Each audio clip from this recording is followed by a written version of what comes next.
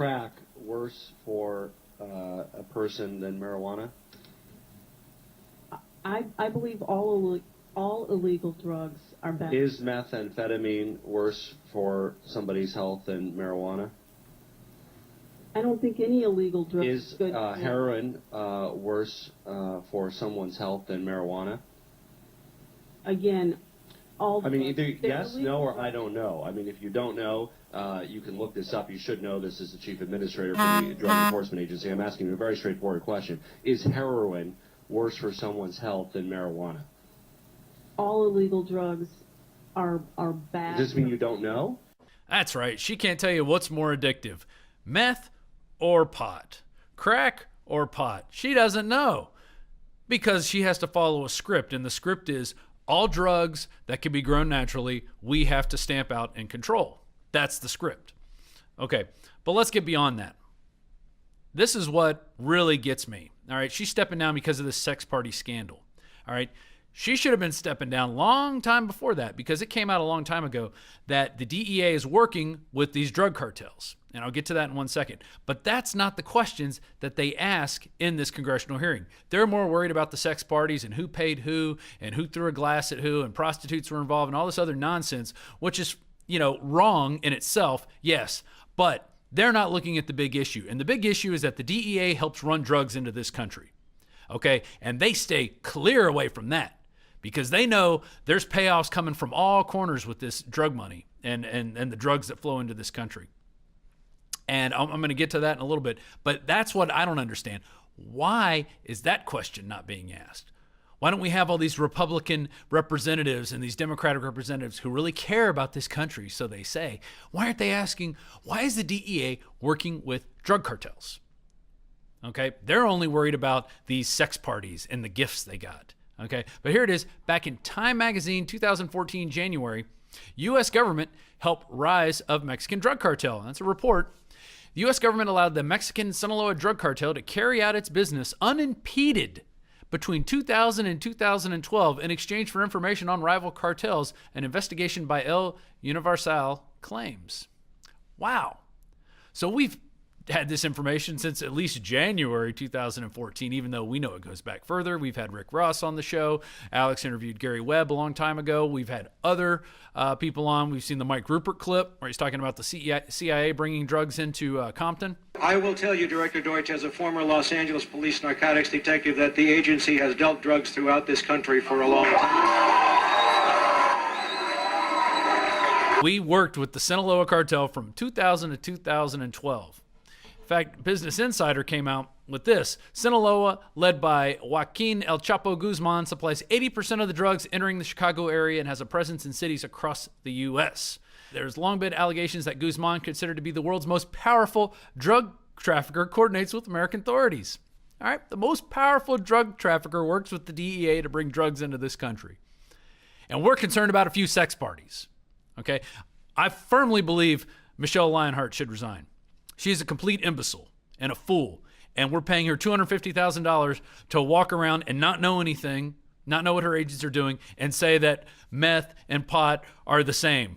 Okay, that's the lunacy we're paying at least $200,000 a year for, plus her benefits package, and I'm sure she's going to get a great severance package because she's resigning. Oh yeah, the government always takes care of their own.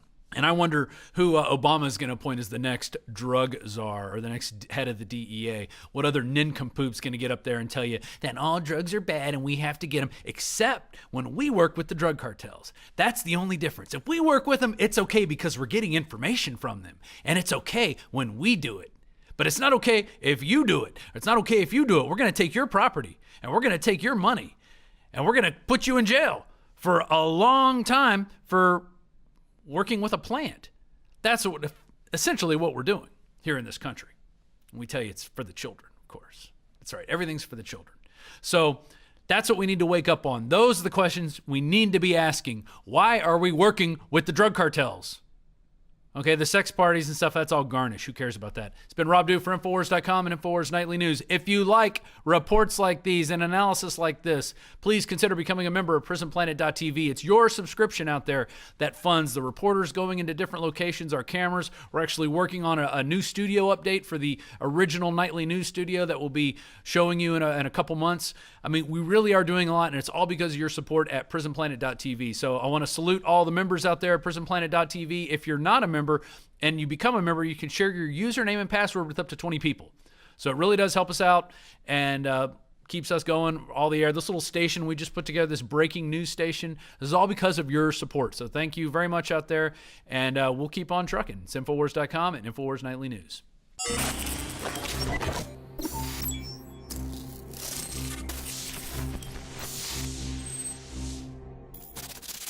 Another major health threat, this one in Toledo, Ohio, where everybody in the entire city has been told not to drink the water. Ohio's governor declaring a state of emergency. Did you know that the average person uses about 80 to 100 gallons of water at home every single day? If there's a water emergency, will you be prepared? Panicked residents forming long lines throughout the day. We're here at a supermarket in Toledo. You can see the shelves empty where water once was. To stay safe and healthy during a crisis, you must have access to safe, clean water. Water which will not be available at your local grocery store. There's a mad dash on right now to stock up on supplies. The ProPure Pro 1 G2.0 water filtration system is a must-have for every modern, independently minded household. Protect your family's safety during an emergency. Go to InfoWarsStore.com today to purchase your ProPure Pro 1 G2.0 water filtration system or call 1-888-253-3139.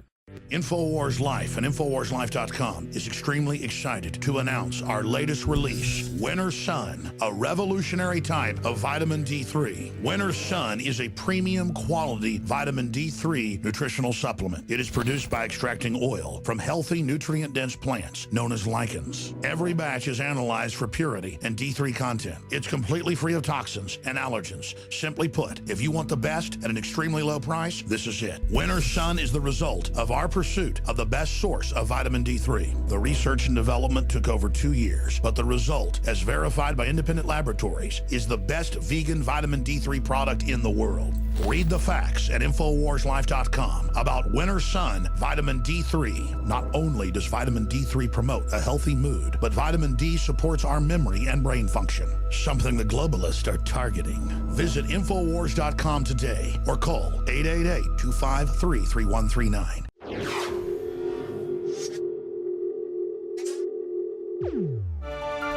A controversial vote was set to take place last week in California. Hundreds of parents showed up to voice their opposition to SB 277.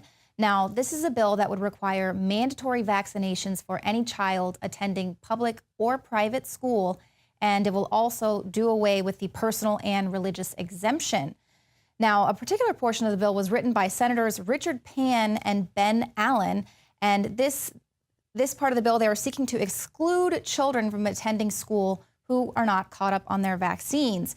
Should SB 277 pass, that means the only option for unvaccinated children would be to be homeschooled. So, of course, a lot of parents are saying that, they can't afford to necessarily homeschool their children, and also attending school, getting an education is a right and not a privilege. But ultimately, 9 members of the Senate committee are going to have to, decide whether the unvaccinated child's right to an education will trump the rights of public health concerns regarding schooling of those children.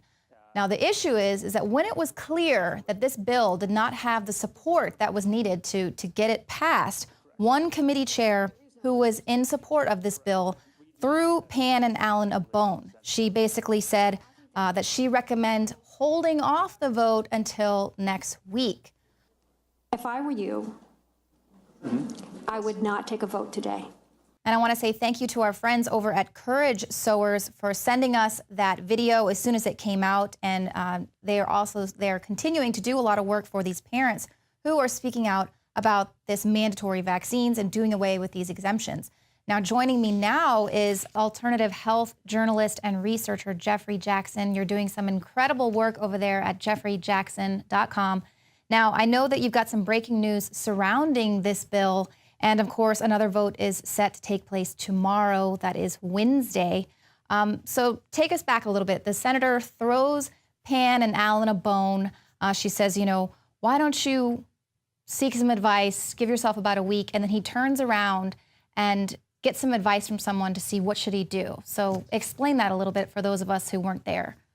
Okay, so after roughly 753, I believe, people in the community and family members came forward and said, do not pass this bill, we are not in favor of it. Basically, it was Carol Liu, she's a senator, advised Pan point blank, if I was you, quote, if I was you, I would not take this vote today. And what he did, instead of saying thank you or I'll take that new advisement, he turned around instantly and what looked like handlers gave him advice. And a lot of mothers that have been doing research sent me some information on this, and they turned out to be two lobbyists. One is named Janice Norman, and the other is, her last name is Hicks, Jody Hicks. And both of these lobbyists, Jody Hicks works for a private independent lobbying firm in Sacramento, and Janice Norman works for the CMA, which is the California Medical Association. He's the senior lobbyist. So essentially what's happening here is the author of a bill, when confronted with the most crucial decision at point blank, needs to turn to two people that are head lobbyists for answers of how he should proceed. So when confronted as well with mothers and fathers and family members, almost 1,000 of them, he decides to ignore them and turn to lobbyists. Right, and so does one of the 9 members of that committee that's trying to decide on this vote, because there were some others there that spoke out about it. They could see their constituents were obviously really concerned with this bill, and they weren't feeling protected with it. And then you have this one who's in support of it, Senator Liu, basically giving him advice to maybe come back next week when there isn't going to be nearly 1,000 people there standing in opposition, and where he can kind of work on the bill a little bit. Do you have any idea what Pan might be doing to address some of those concerns and what we might be hearing from him tomorrow? Well, Pan's not doing anything. Pan is just a mouthpiece. So it's basically, what are the lobbyists doing? They're getting paid a lot of money to push this through at the California Medical Association. Well, currently, we do know that 2 of the sitting senators have been replaced before this hearing for tomorrow. One of them, I don't have the names in front of me right now, but one of them is most likely going to vote in favor of the bill, and one is undecided right now. So it looks like there's a last-minute switch to stack the deck. In addition to mothers that were at this hearing were sending me pictures of some of these senators sleeping during when the parents and the family members were giving their testimonies in favor of not having this bill passed. Wow. So they have caught pictures of them essentially with their head in their hands doing the sleeping that, you know, I used to do in school and back of the class when the teacher was giving a boring lecture. Mm-hmm. Yeah, that's happened to us here as well when we've gone to some of these hearings to try to speak out, and we've had them kind of give us the finger, pretending to scratch their nose or something, but making direct eye contact with us. So just a lot of respect there for the people they're supposed to be serving. But it just seems like either way, they're not going to listen to these parents. They're going to get this bill passed no matter what. Crony capitalism with a gun to your head, basically. Now, you point out in another one of your articles how, GlaxoSmithKline has paid out $63 million in vaccine-related injuries, and this was surrounding, now what's come out was a fake hoax 2009 pandemic with the swine flu. So they were forcing all these vaccines on people, caused some injuries, they've paid out with that. And here again, we're supposed to be trusting the state, who is in charge of, you know, making sure all of our children are caught up on their vaccines and everything. They're putting out a fake pandemic. Exactly. The GlaxoSmithKline is just a recent example of a laundry list of violations, crimes, fraud from these pharmaceutical companies, including Merck. And essentially it's saying the vaccines are safe and effective until they're not. And then when they're not, you're looking at a big lawsuit. The article that you're talking about I did some research, and since 2003, GlaxoSmithKline has paid out over $9 billion, that's with a B, in criminal charges and lawsuits due to damages. So you're talking about companies that are supposed to do their research after they release the vaccines to the public. They're supposed to cover the last phase of research.